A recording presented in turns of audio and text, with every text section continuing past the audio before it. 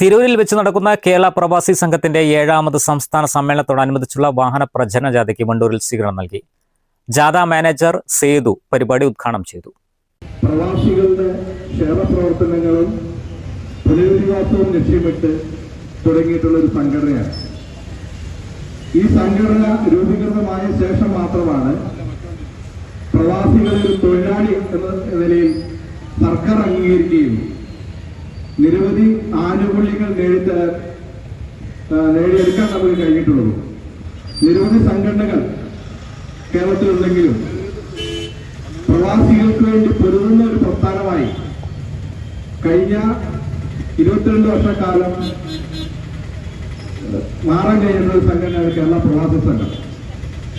ഇന്ന് ആയിരക്കണക്കിന് ആളുകൾ പെൻഷൻ വാങ്ങുന്നുണ്ടെങ്കിൽ, സാന്ത്വന ആനുകൂല്യം വാങ്ങുന്നുണ്ടെങ്കിൽ അതിന് ഉത്തരവാദികളായിട്ടുള്ള ഈ പ്രവാസി സംഘത്തിന്റെ പ്രവർത്തനങ്ങളാണ്.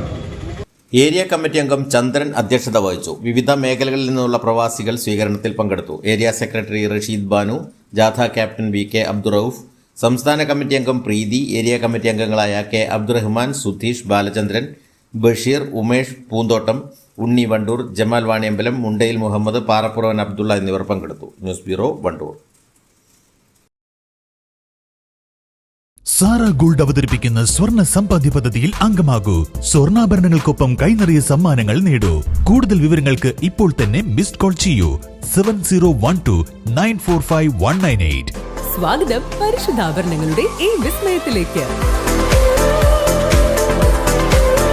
ഹയ ഗോൾഡ് ആൻഡ് ഡയമണ്ട്സ്, ബണ്ടൂർ ആൻഡ് എലങ്കൂർ.